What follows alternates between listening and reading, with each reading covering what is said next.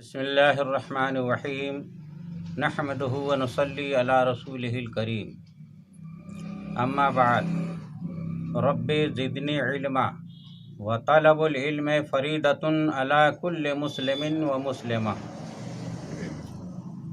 बिरादरान इस्लाम, अस्सलामु अलैकुम व रहमतुल्लाहि व बरकातुहू। ख्याल रहे कि आज के पुरफतन दौर में हमारे मुआशरे के बाद अफराद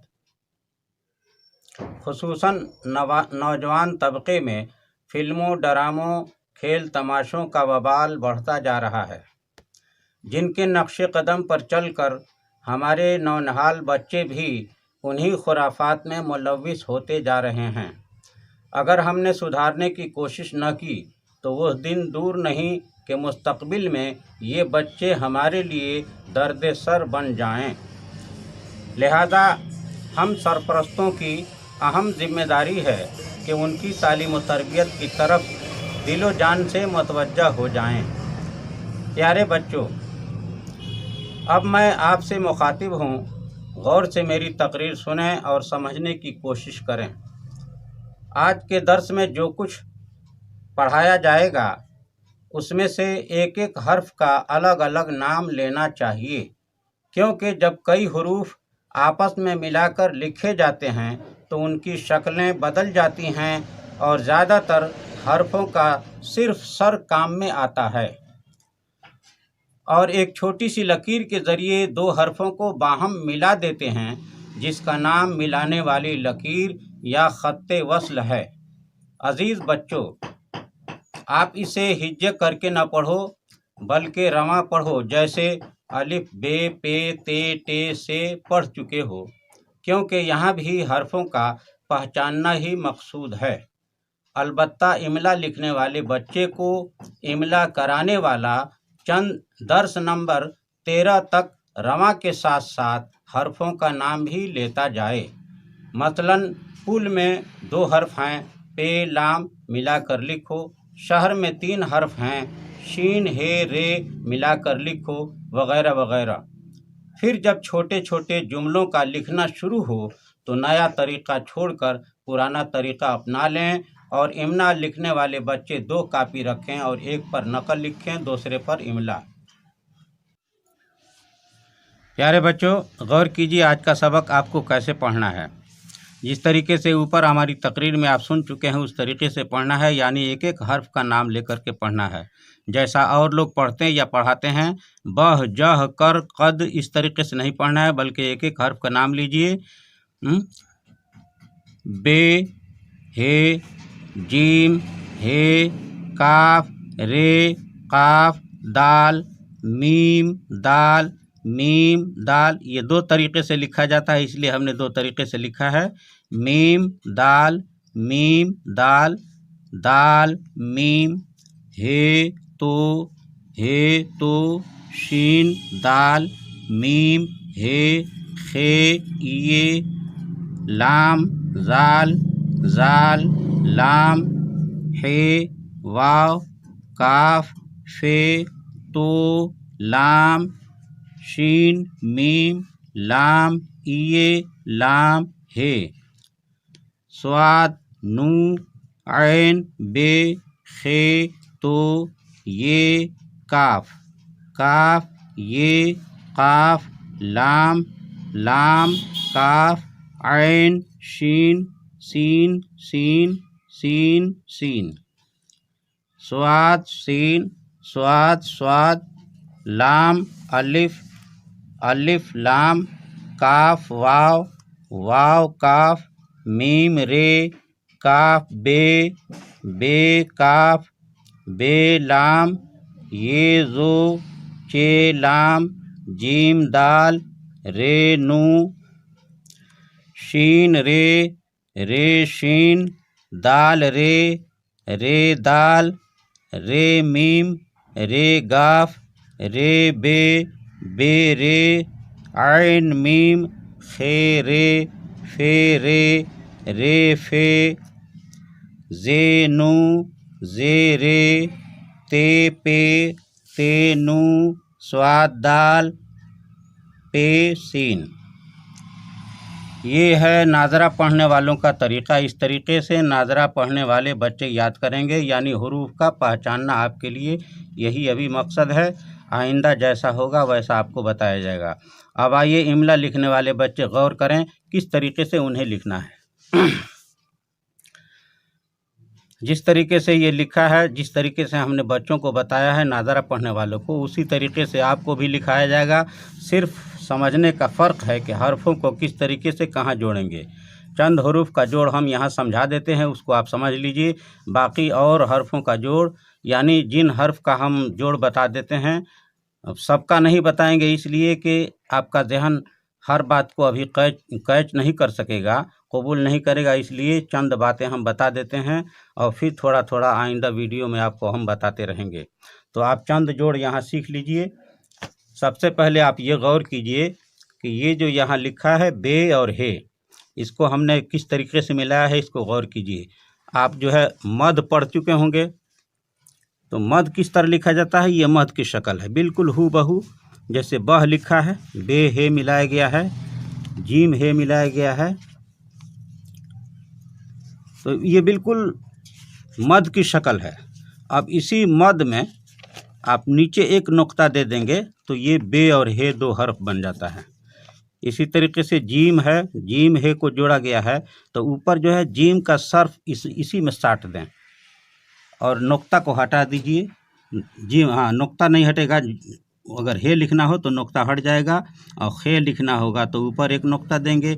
इसी तरीके से चे लिखना होगा तो 3 नुक्ता नीचे दे देंगे। इस तरीके से आप जो है जीम से लेकर के जीम, चे, हे, खे, ये तमाम हरूफ आप बना सकते हैं।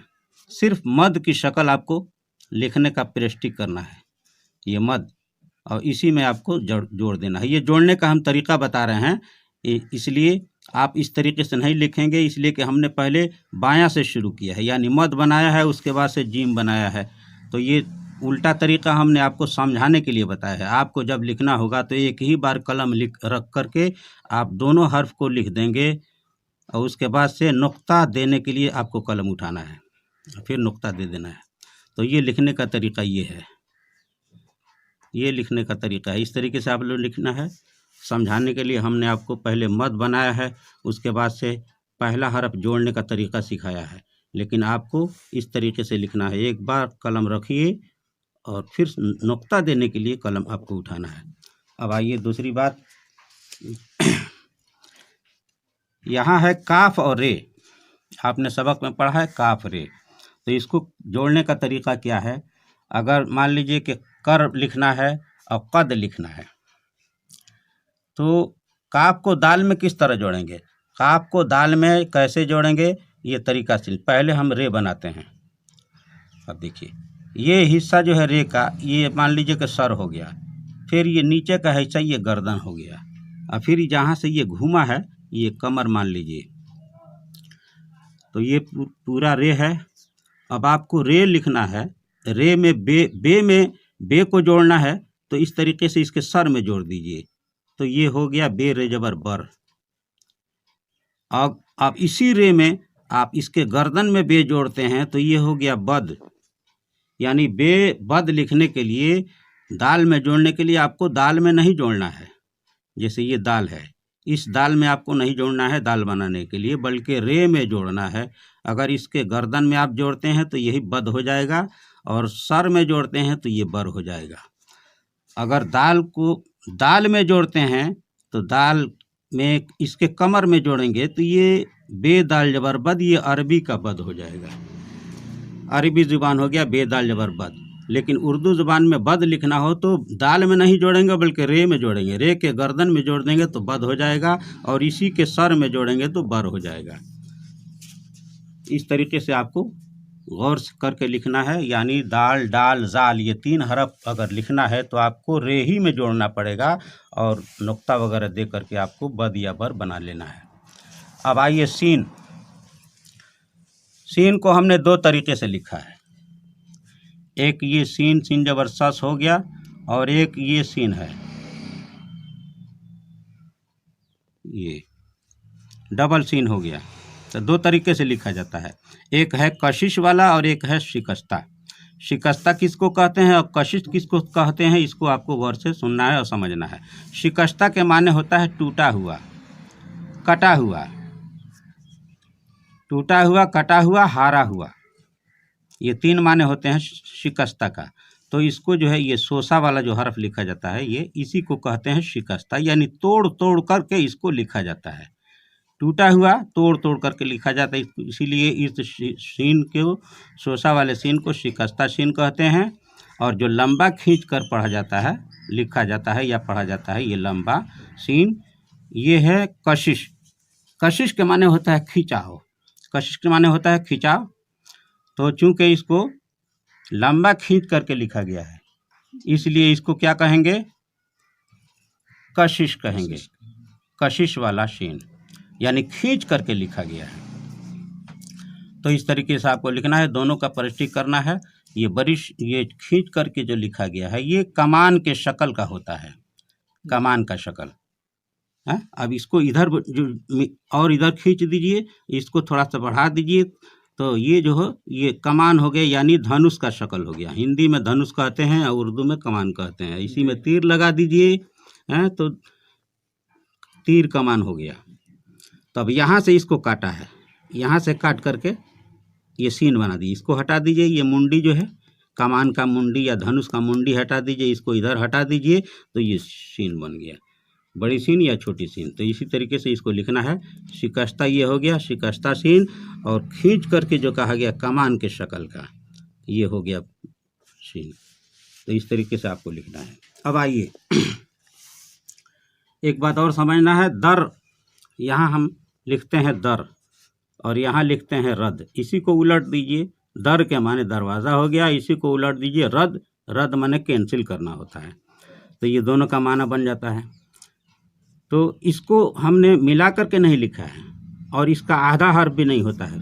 जैसा कि आपको पिछले लेसन में बताया गया है कि दाल, डाल, जाल, रे, रे, जे, वाव और अलिफ, ये 9 हरूफ हैं। ये 9 हरूफ जब आपस में जोड़े जाते हैं तो ये कभी भी जो है मिलते नहीं हैं, अलग ही लिखा जाता है और इसको काट करके आधा भी नहीं लिखा जाता है। तो इन 9 हरूफ में से ये 2 हरफ आ गया है, दाल है इन्हीं 9 हरूफ में से, रे भी इन्हीं 9 हरूफ में से है, यानी अलिफ बे, अलिफ, दाल, डाल, जाल, रे, रे, जे, वाव, ये 9 हरूफ हैं। इन्हीं 9 हरूफ में का 2 हर्फ दाल रे आया है और इसमें रे दाल आया है, यानी ये दर है और ये रद है। तो इसको मिला करके नहीं लिखा जाएगा। ये कायदा नहीं है कि इसको मिला करके लिखा जाए, हमेशा इसको अलग ही लिखते हैं और पूरा लिखते हैं। इसको काटा नहीं जाता है, यानी इसका आधा हर्फ नहीं होता है। इन बातों को ख्याल करके आपको लिखना है, इमला लिखने वालों को और नादरा पढ़ने वालों को जैसा हमने समझाया है पहले उस तरीके से पढ़ना है। और इमला लिखने वाले भी इसी को इस तरीके से, यानी बे है, जीम है लिखो, काफ रे लिखो, काफ दाल मिलाकर लिखो, मीम दाल मिलाकर लिखो, इस तरीके से इमला लिखने वालों को लिखना है। और नादरा पढ़ने वालों को भी जिस तरीके से पहले बता दिया गया है उस तरीके से लिखना है। अल्लाह तबारक व तआला आप सबको तौफीक अता फरमाए। आमीन सुम्मा आमीन बेजाहे सय्यिदिल मुरसलीन सल्लल्लाहु ताला अलैहि वसल्लम। अज़ीज़ बच्चों, अगर आपको आज का सबक पसंद आया हो तो वीडियो को लाइक और शेयर कीजिए। अगर हमारे चैनल पर पहली बार आए हैं तो सब्सक्राइब करना ना भूलें और बेल आइकन को भी दबा दें ताकि आने वाली हर वीडियो का नोटिफिकेशन आपको बआसानी दस्तयाब हो सके और कोई भी वीडियो मिस न हो। प्यारे बच्चों, अब मोहम्मद अख्तर रज़ा नूरी मंजरी को इजाज़त दीजिए। हाज़ा मिन फ़ज़्ल रब्बी व बेजाहे सय्यिदिल मुरसलीन सल्लल्लाहु ताला अलैहि वसल्लम। मसलके आला हज़रत जिंदाबाद व गुबारे मदीना पाइंदाबाद। अस्सलामु अलैकुम व रहमतुल्लाहि व बरकातुहू।